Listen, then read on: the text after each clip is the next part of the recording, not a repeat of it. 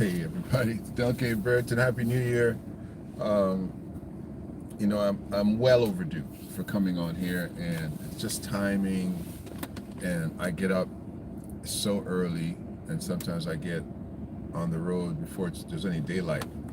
So if I want to do one in my car, I can't. But man, let's talk. I'm late to the party. I mean, I was right there listening. I was posting on my Facebook and on my Instagram, but just making time to come and have this conversation about Katt Williams, and then giving myself enough time to hear the backlash and to see how much truth was in that tea. If that was, because I mean, I don't like to drink the Kool-Aid on everybody. I don't like to drink everybody's Kool-Aid. And Katt said some things that I want to address today that I wasn't sure if I was going to believe.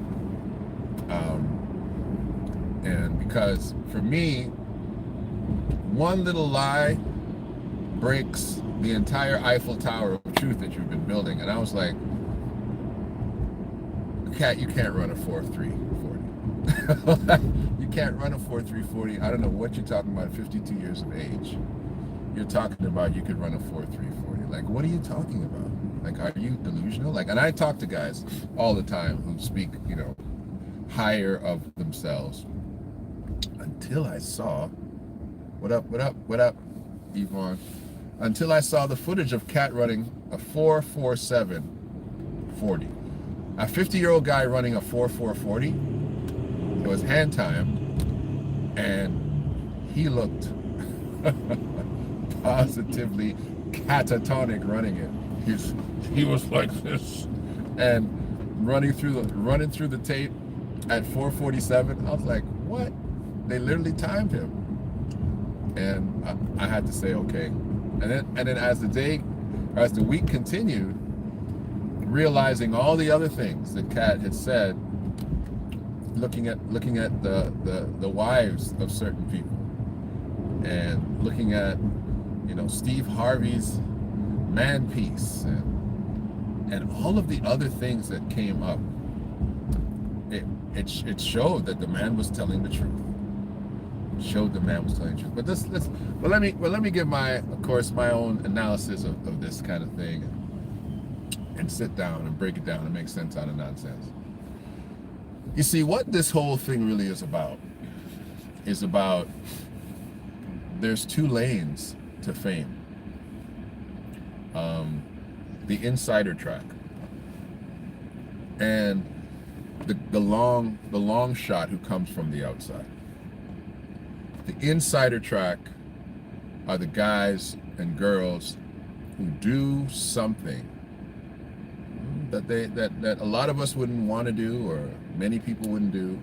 They do something to get that inside track. They have to go through the gatekeepers, and whether it's sexual exploits or other types of acts, they go through that process to get where they have to get. And they are called insiders. They're insiders because somebody from the inside let them in. And there's a reason they're there. There's a reason they have longevity. There's a reason they keep getting calls. There's a reason you can't get rid of them. They're insiders. Peace and blessings, my brother. And thank you. Happy New Year to you too. Denise, she said peace and blessings, my brother, for a healthy New Year. And I'm saying Happy New Year to her too. When you are part of an inside track, many of us, sometimes we sit back and we don't understand what makes people famous, right? What makes people famous? For years, I have been saying Kevin Hart isn't funny. For years, I was saying Kevin Hart is it's not my kind of funny. I don't consider that funny, but I don't like to hate on people's success. Many people know folks that are funnier than the guys you see. Many people, a lot of people, it's like, yeah, man, I know this guy. I've grown up. This guy was way funnier than him. This guy's way funnier than him. And we understand that some people get opportunities. They take advantage of their opportunities, and they take off. And so we're seeing how sometimes you can create a star. You can create a famous person. They can be created from the inside.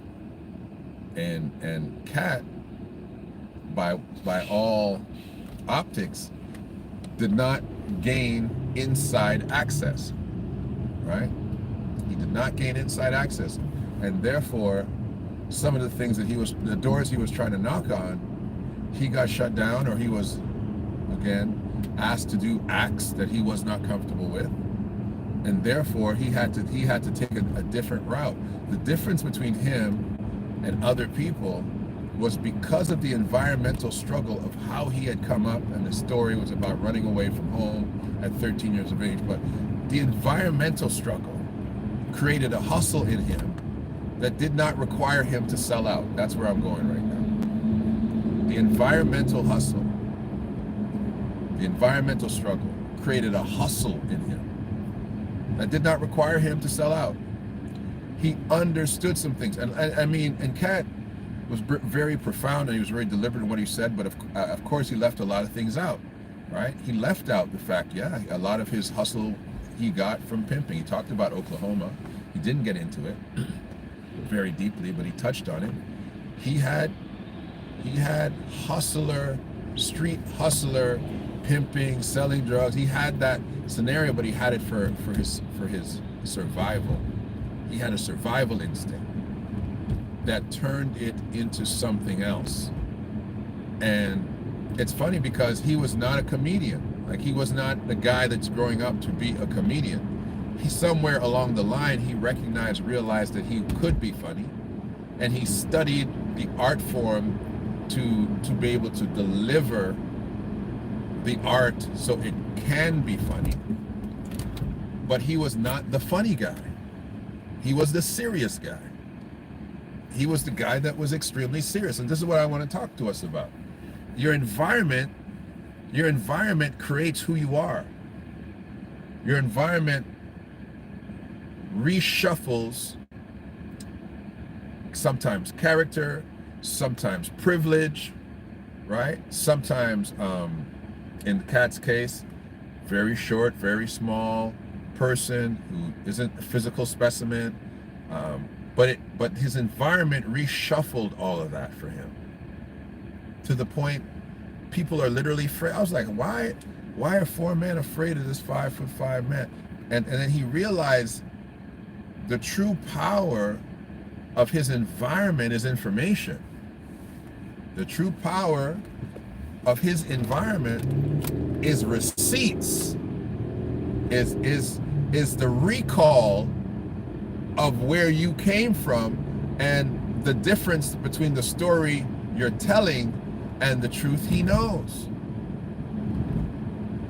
His ability to keep track of the facts and to now deliver them in such a way where they line up principle on principle.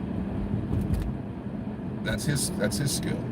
That's really his skill, which allows him to be able to be the person he is on stage. Also, his, of course, incredible penchant for petty. That brother's the pettiest man I've ever met, I've ever seen in my life. Petty people don't forget nothing. Petty people keep score. And the man's life is ricocheted with situations. I forget the amount of felony charges he said he received, but no convictions. No convictions. No convictions. He talked about it. I've never been to penitentiary. I've been to jail. I've been charged, but I've never been convicted of anything. And many times his charges kept him from opportunities. Apparently this thing with Kevin Hart and him in Australia, he couldn't leave the country because of a charge, but no convictions. And the fact that he's raising these children, whom clearly the mothers are I don't know how that worked out, where he got control of these children and the mothers are nowhere to be seen. I don't know how that happened. Nobody's asked any questions about that one. That's very strange, right? You're a single dad and you've got all these kids on the road with you, but where are the mothers? And these things are very strange. So all of these stories that he had that still summed up to facts was quite interesting. But what I took away from it is the power of hustle and how environment can create a whole different human being. How environment can just make you a monster. And if you're a true survivor, you hold on, man, that environment can make you great. You know, one of the things that people they're going ham on this one, is he talks about the fact he was reading 3,000 books a year, right? They're like, that's like 8 books a day.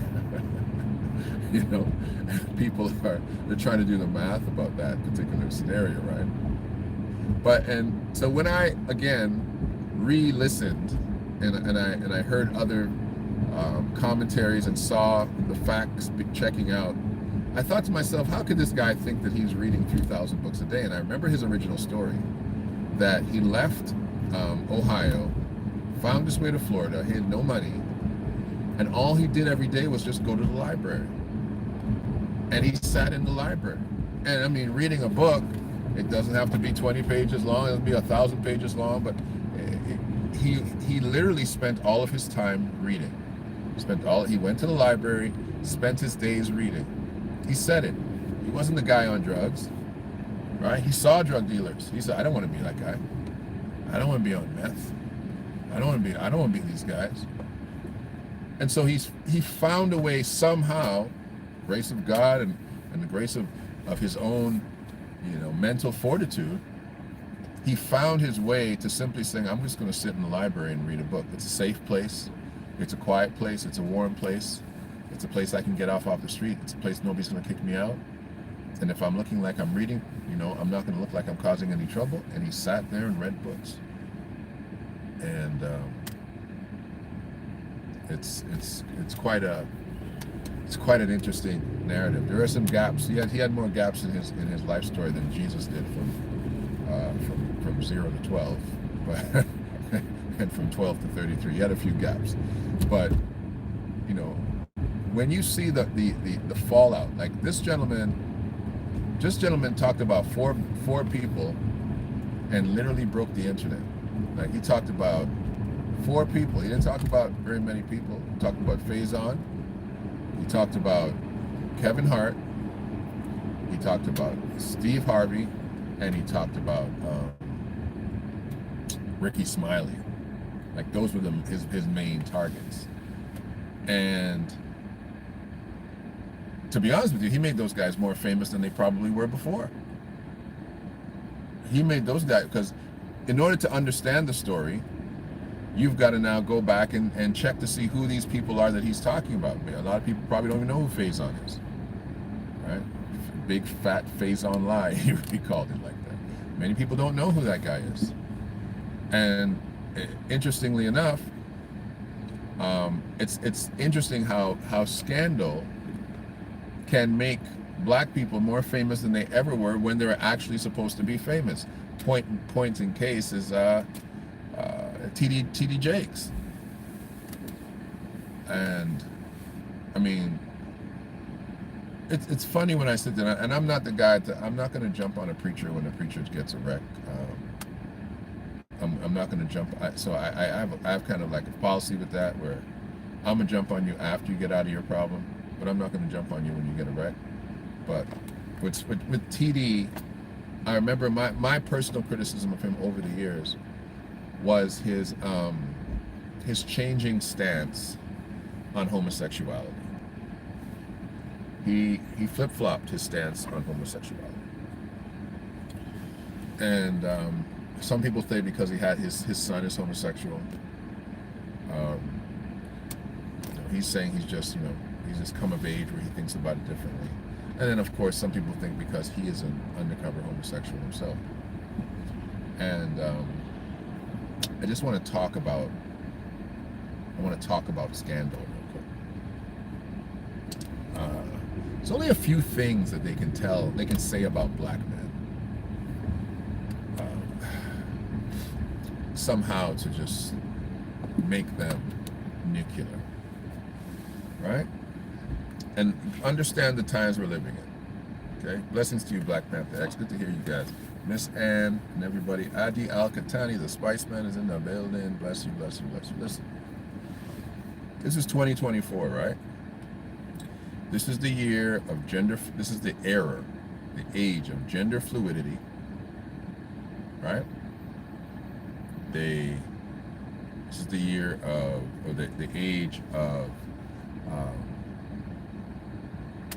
you know, sexual pride.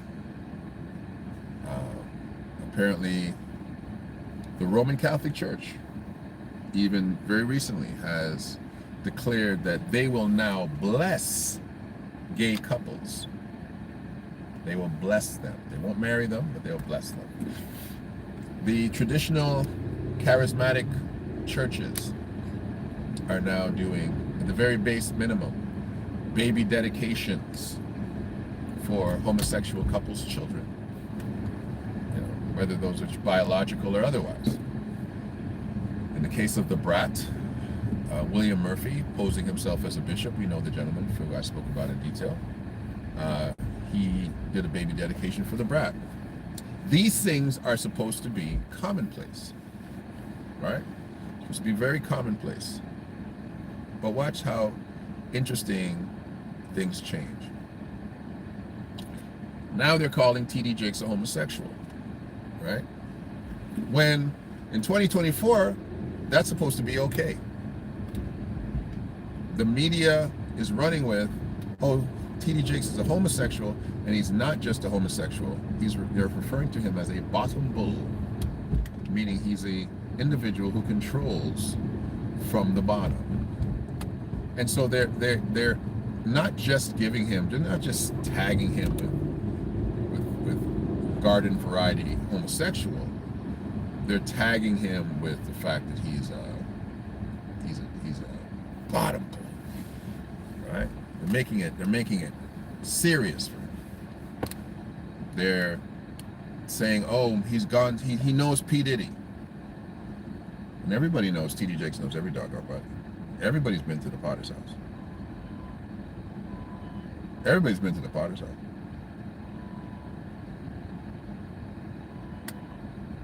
P. Diddy's been to the Potter's house. All these guys have been to the Potter's house. T.D. Jakes is like the Black Pope of America. Isn't he? Is there a black pastor with more crescendo than T.D. Jakes? More gravitas, I should say, than T.D. Jakes? No, there is not one. If you're coming after the black church and you got to pick one guy, that's the guy. That is the guy. He's sitting at the very top of the theological, charismatic totem pole. He is affiliated with Oprah and, geez, that's all you need to say. He's affiliated with just about he's Tyler Perry. Like, you know, he is in the who's who of Christendom, of black Christendom in America, T.D. Jakes. Forever. For absolutely ever. Right? This is the guy you want to come for if you want to bring black Christendom. T.D. Jakes. How do you get to the forefront? They affiliate him with another black man, again, who they're calling gay. And it's so funny that when they decide to call black men gay, it's a problem. Don Lemon has been gay as a canary forever. Nobody blinks an eye. Anderson Cooper, gay as a damn canary forever. Nobody blinks an eye. But it's funny how gayness is weaponized against black men on both sides. It's very interesting. Very interesting. They also weaponize the attack of gayness by black men. And this is David Chappelle. So it's interesting when it's not cool to be gay anymore. Sometimes, oh, it's gay. Gay is right on, baby. And then sometimes, oh my goodness, T.D. Jakes is gay. Puffy's gay. But gay men and women, white and black, control Hollywood and America. This is very, very interesting. And it's when they want to tear you down, they call you gay, or they call you anti-gay. It's like, I don't understand this. You got to pick one. You got to pick one. They came for Chappelle, but again, you can't do anything to Chappelle. He's got his money. He's not an insider. Can't do anything to him. So he can say anything he wants, but TD Jakes is an insider. And insiders have to behave. And insiders get called out from outsiders. Period. Absolutely period. Katt said this. He says, every one of these deviants is getting called out in 2024. Yeah? They're getting called out because ultimately the people snatch Maria Antoinette out of her palace and cut her head off. The aristocracy always gets called out eventually. The bourgeoisie, the people, the voice of the people becomes louder than the voice of the famous. And this is what people have to recognize and remember.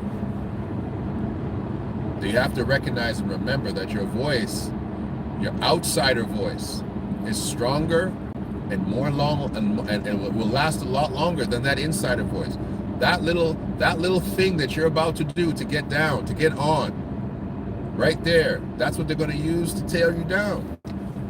That's what they're going to use to take you out.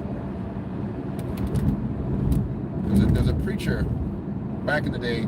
His name is George Bloomer. Some of y'all might remember George Bloomer.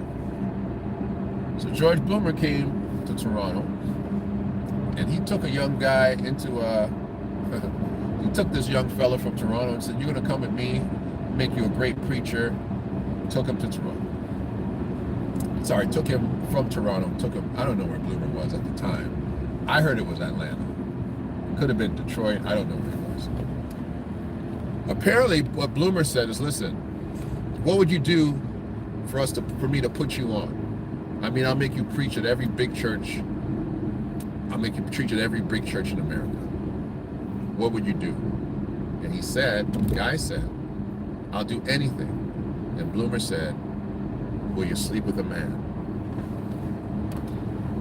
Will you sleep with a man? The story is the brother said yes. And it happened, but then he couldn't handle it. And he ran back to Toronto. That's the story. We don't know. I wasn't there. But that is a prime example of what is taking place even in religious circles. They want to control you with that information. They'll videotape it. They got it on you. You got to listen. You got to obey. You got to do what you're told, because now you're an insider, but you're an insider that can be controlled. That's how it works. That's how it works. That's how the cookie crumbles. The cookie, your cookie could crumble like that. And so when you weaponize information against black men, it's very interesting how it comes out. Katt Williams is a great voice, but that voice, unfortunately, is eating its own. And as entertaining as it is,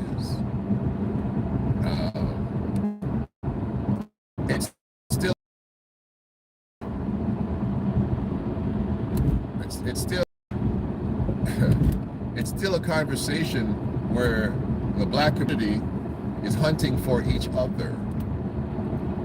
Still a conversation. Cassie and P. Diddy is still hunting. That's still hunting for each other. Still hunting for each other. And I always find it very interesting at major world conflicts and where things are happening all over the world. All of a sudden, they start a feud in the black community, and we start becoming more focused with nonsense. Like, it's not exactly nonsense, but we start becoming much more focused with the in-house drama of our lives than things that are actually doing something. You know, like, we are very focused on the destruction of each other when we get to a particular level. I find that to be quite interesting. Oprah was great until Oprah got too big. Tyler Perry was great until Tyler Perry got too big. And it seems like the bigger these people get, is the more we know about them. That's very interesting. And is it because they're disclosing that, or we're making it up?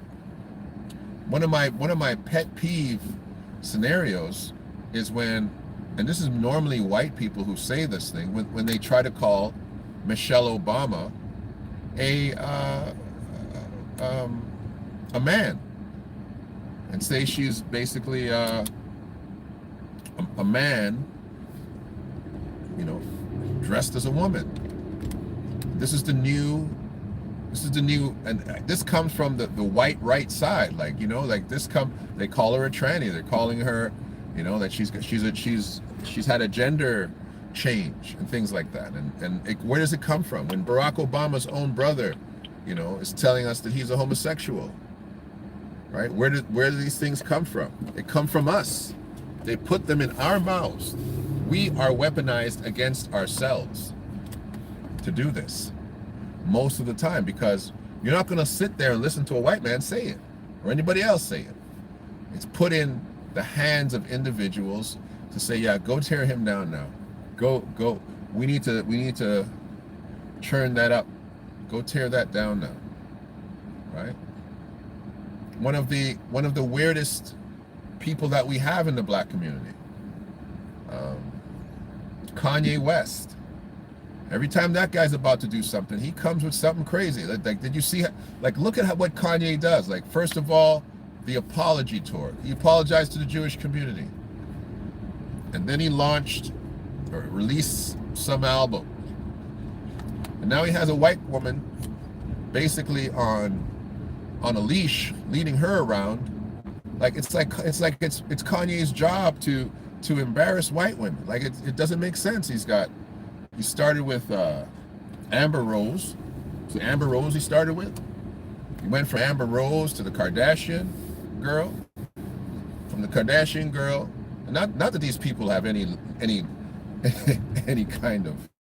kind of high character that doesn't cause them to deserve whatever they're receiving from Kanye West. Don't get me wrong, but it seems like Kanye's manicness always somehow goes to the point of making white women look crazy. I'm going somewhere with it. When Kanye goes crazy, when Kanye does his thing, he embarrasses white women. He makes white women look wild, look nuts. But when we supposedly are doing our thing and truth telling, we somehow emasculate black women or emasculate white women. It's crazy. To me, it's crazy. I know that Katt came for Tiffany Haddish too. I mean, he's an equal opportunist boy. He tore Tiffany Haddish to pieces. You know, he rocked her world, tore her to pieces. She talked about what was it? Was it Sarah White? I forget her name. Yeah, nobody ever says these things about these white people. Like Clinton, the Clintons are the freakiest people ever come into the doggone White House. All of a sudden, Barack Obama's wife is not a woman. They got 2 children that look exactly like them. Exactly like who gave birth to those kids. Look exactly like they are Obamas through and through. They look just like the parents. I go and Google. Just do this for me, okay? Go Google Michelle Obama's pregnancy pictures. This is what you're going to see. You're going to see these distorted pictures, facial pictures of Michelle pregnant. It's like people, of course, there was one, they were trying to make her look like a monkey, but there's an unlimited amount, and she has real pregnancy pictures. But because these people are so evil, people have put up distorted images. They've saturated the internet with distorted images of her face. making her look wild, making her look absolutely crazy and pregnant at the same time. And I just thought that, like, wow, these people have gone out of their way to do this. And I have, white folks in Canada, not even connected to America in any kind of way. No, they've got no skin in that game whatsoever. And they can't wait to say, oh yeah, Michelle Obama's not really a woman. I'm like, shut the hell up. Just shut up. It's the most racist thing a white person can say to me. That right there, you're cut off. Like, you cut off immediately. It tells me what's really going on in your mind. Go talk about Donald Trump's whore of a wife. Go talk about that whore. Go talk about that family. You want to try to talk about the Obamas? People don't like Barack Obama for a lot of reasons. But to come and to say that his wife is a man,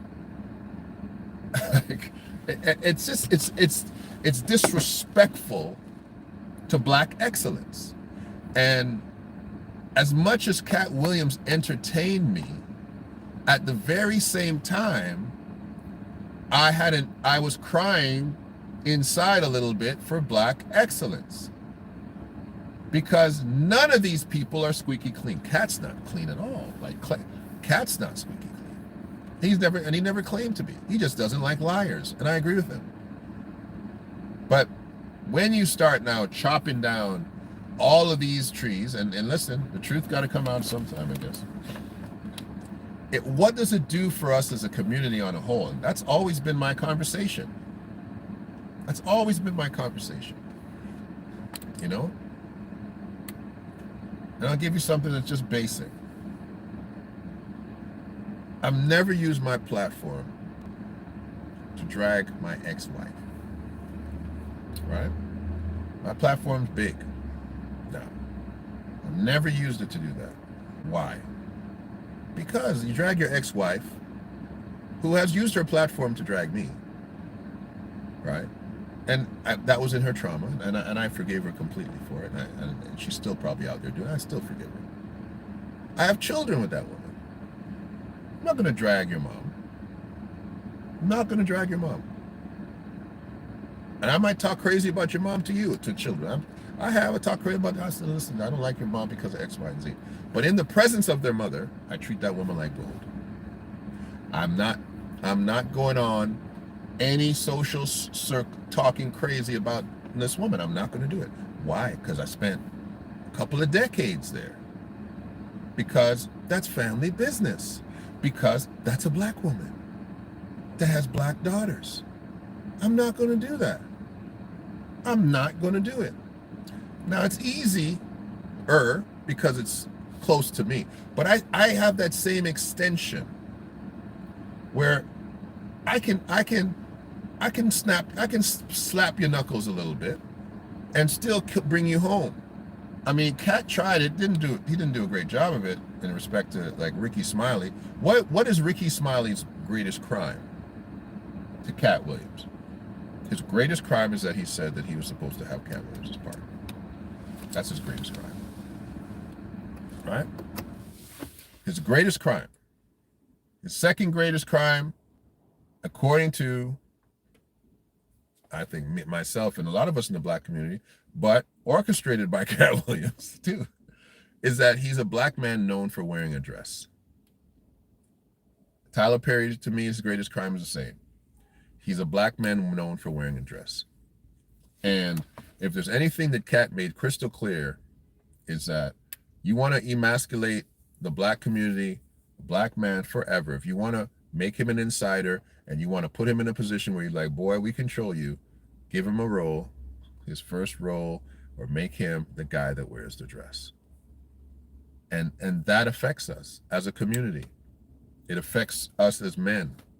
It affects the narrative of men, right? Currently, there's no greater critic of black men currently right now than that feminist black female voice in America right now. That highly critical black female voice that is redefining in their own mind, not to us, but what black men are, what black men should do, what black men should do for them, what black men represent, what black men bring to the table, all these kind of things. And then brothers are picking that up And they're attacking black women. And they're saying the same thing, that black women are not dateable, they're not marryable, that we're better off over there, we're better off being passport bros. And we're creating this incredible disharmony. We're the only race that does it. Is there a comparable conflict, just to stay on target, and then I'll go off? Is there a comparable conflict between white comedians with other white comedians? I'm trying to, is there a comparable conflict? Is there a comparable conflict with white actors with other white actors? Is there a comparable conflict between white actors and white producers who give them roles? Like Tajay P. Henson. Yeah, Oprah ain't giving you your money, you're saying, right? And you almost walked away from The Color Purple. But Oprah put you in the movie. And let me tell you something. I don't think Oprah's stupid. I don't think Oprah's stupid. And this is the hardest conversation for black people to hear. Does a black star in a black movie make as much money as a white star in a white movie? I'm talking about across the board all the time, right? Certain things, of course, there's exceptions, like Black Panther potentially or something like that. But if you take a black woman and you cast her as a leading actor, the biggest black actress you can name, and then you take the same role and you put a white woman and cast her in that role, will the movie make more money? That's the metrics of it. I'm assuming, and please correct me if I'm wrong, that if you're Oprah and somebody comes to you and says, do you realize two things?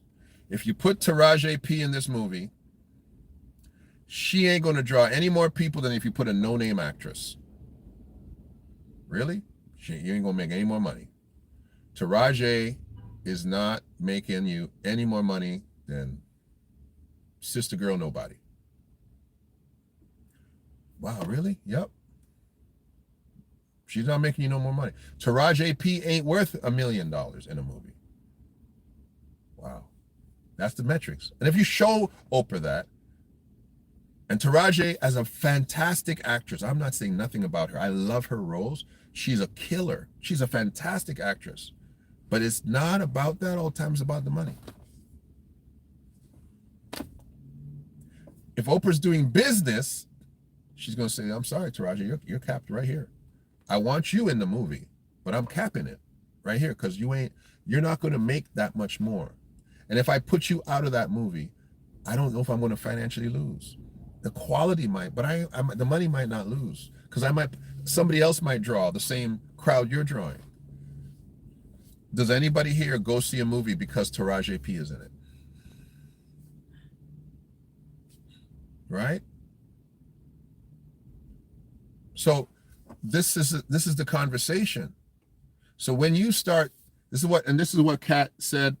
He said, listen, you guys are criticizing that you didn't get enough money from Ice Cube. Like, it's a black movie in America.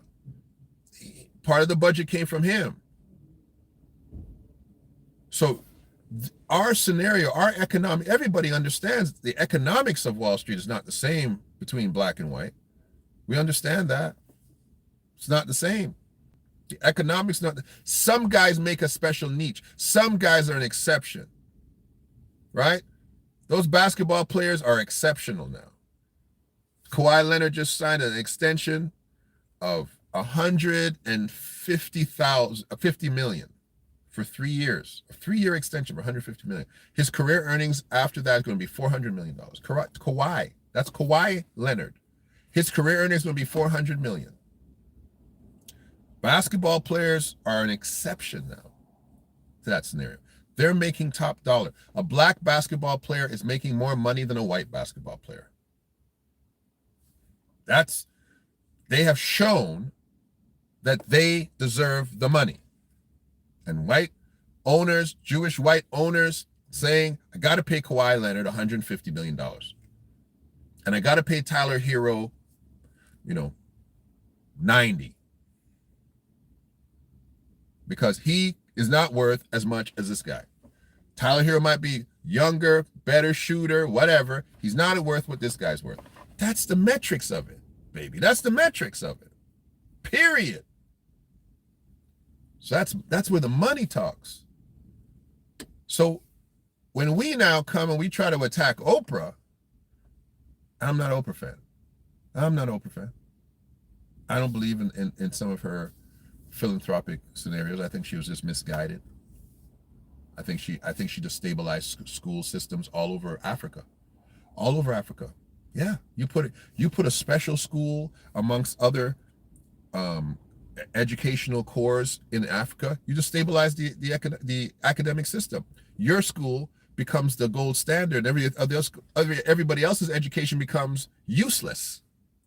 As opposed to build up the board of education or whatever in that area, you put your own school there.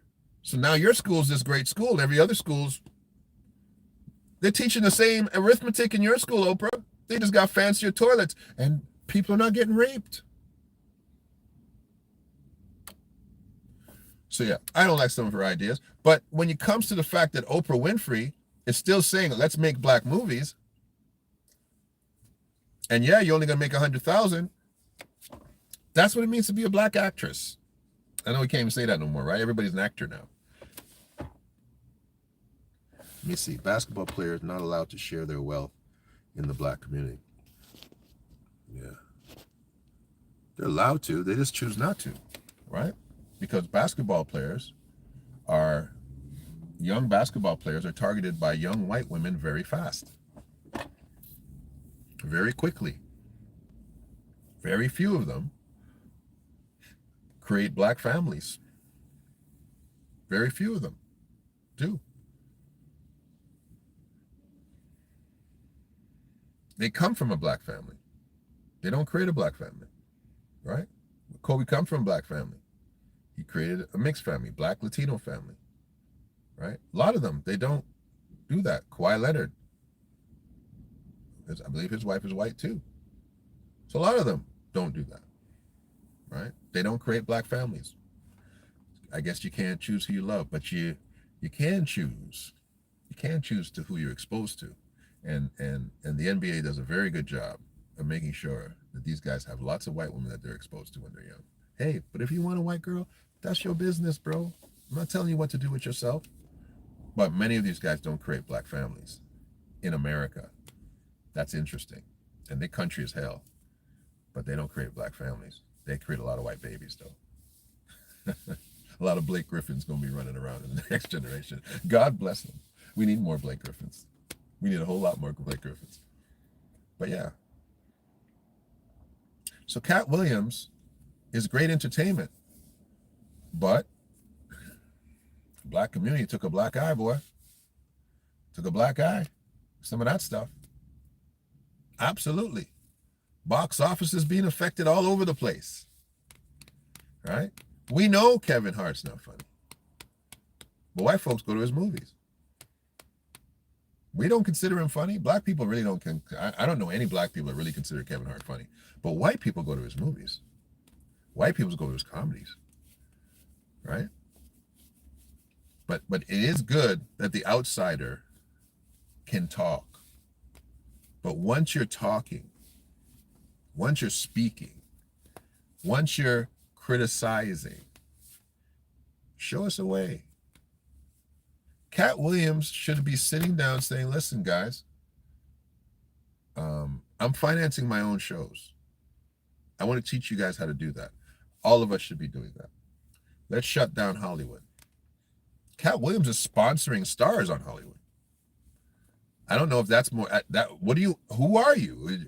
If you're an Hollywood outsider, why are you? I know, is it Melba Moore? He sponsored her star. Create black Hollywood. Create black Hollywood.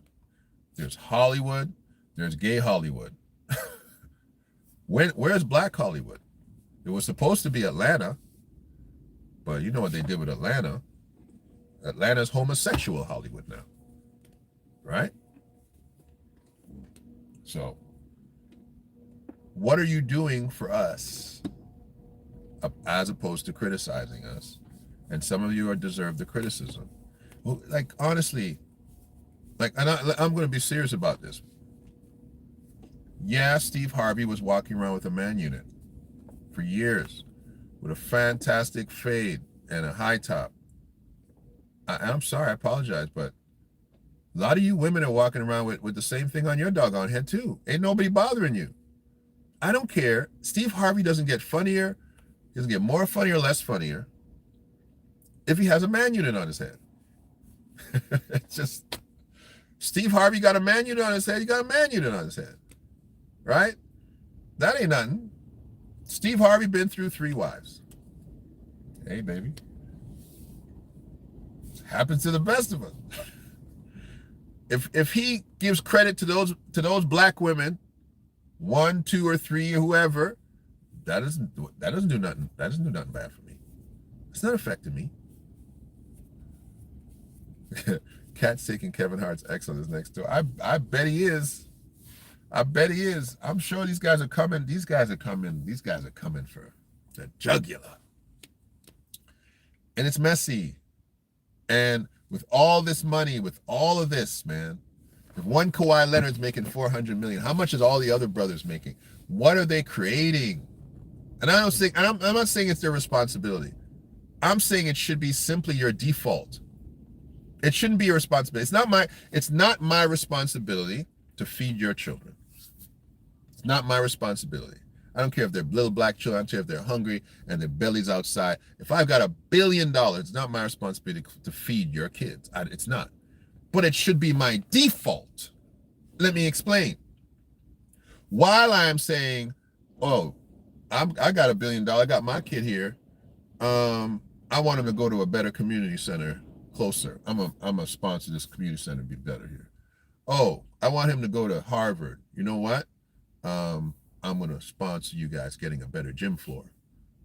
I want him to go to a better library. I'm going to sponsor this library being built. Now, when I do all that because I'm doing it for my kid, your kid gets the benefit by default. But we're not building infrastructure that leads back to the black community. And this is my greatest scenario. Like, as much as Katt was saying, he took 46 comedians on the road. Good. I'm very proud of that. He took 46 comedians on the road. But now, what is the next? And oh, hold on. He also bought a comedy house. This is what I'm talking about. This is where I got to give him a look. He bought a comedy house because he realized, like, yo, I wasn't getting on. So somebody gave me an opportunity and said, you should just buy this place. He bought, I forget the city it was in. So now he's got a platform. And that's what I'm talking about. We need more platforms for us so that voices like Katt Williams don't have to be obscure voices. Period. Let me see what they're saying here, Denise. Those snow bunnies are kryptonite for black men. They can ruin their careers with one call to 911. The powers that be will always get the bulk of the dollars by the setup with those demons. The problem with that statement is that my kryptonite has been 2 black women I married. And I think essentially that when you get to a particular level in life, you have to vet the quality of woman, black, white, or otherwise, that come into your sphere. And women need to be prepared for those kind of men too. You can't marry those dudes expecting them to act like regular dudes. You can't marry certain men expecting them to act like regular guys. You got different things to handle. I told somebody, and I'm not disqualifying anything that you said, Denise. But female kryptonite comes in many colors, many colors, right?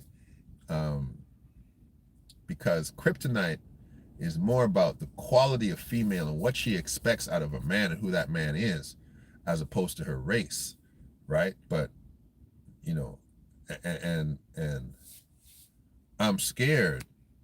I'm scared of women, period, who have not been cultured to be able to handle strong, popular men. And yeah, these dudes go in there and they marry, you know, Jonathan Majors didn't marry this girl, but he got into a relationship with one, and we see what it did for him. Absolute kryptonite. Absolute kryptonite. We've seen examples of it. I'm not saying that what you're saying is not true, but I can't take anyone off the table of any race, creed, or culture, because there needs to be a reculturing of men and women of how to deal with the building of the black community. Black women are the greatest asset a black man can have. But if she is participant with the criminal justice system, if she is participant with the family law system, if she is participant with negative media, if she is participant on removing access of children, she's a bigger devil as everybody else.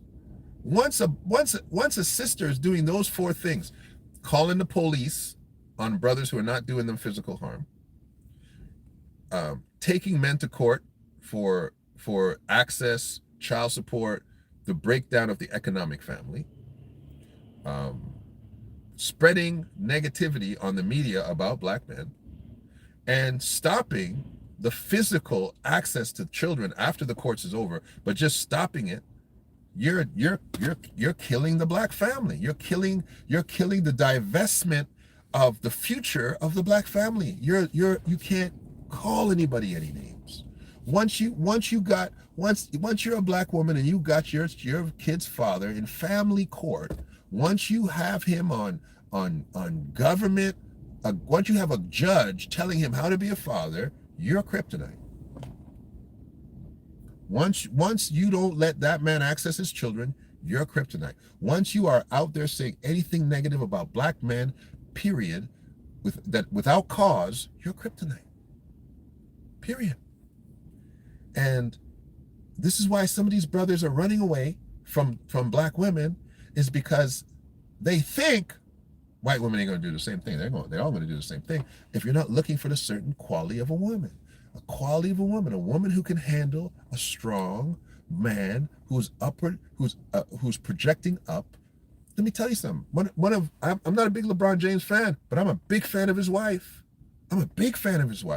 That woman protects her home. That woman makes sure that scandal don't happen. That woman makes sure that those children are protected. That woman makes sure that family is a family. I don't put that on LeBron. I put that on his wife. That's a woman. Because I'll tell you something. This is what I have to tell.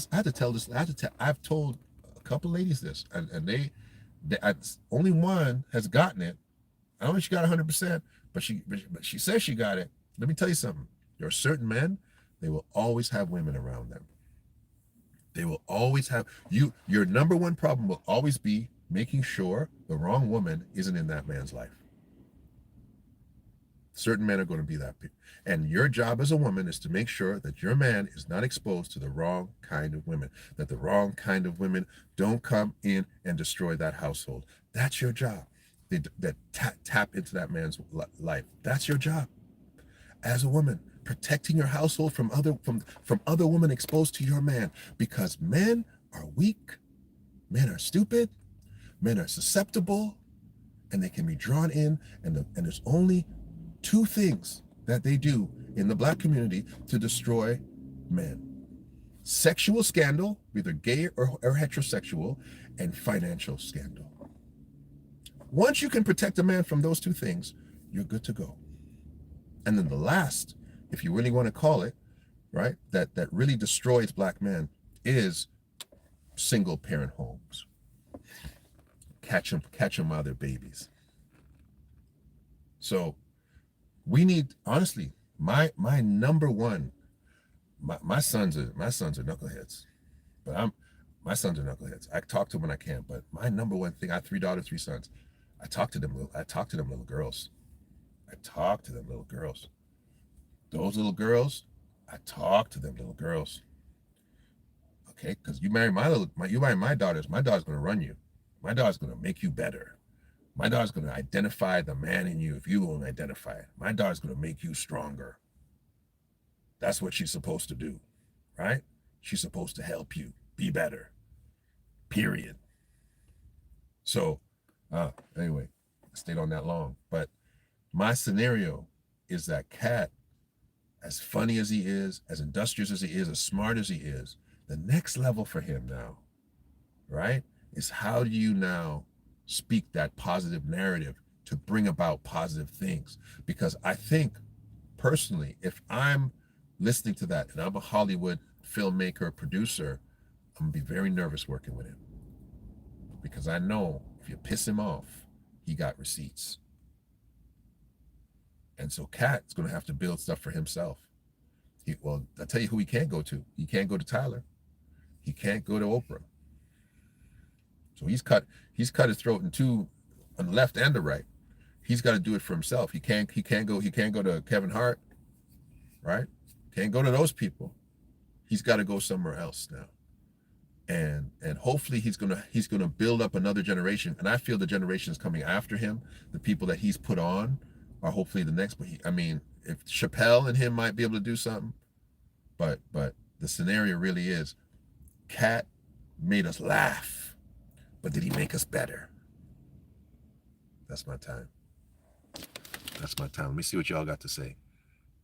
I'm talking about black men in tax. Yep, in a tax bracket higher than the average Joe. Yep, they don't want to succeed. They don't want them to succeed, and if they do, they find a way to tear them down. Yep.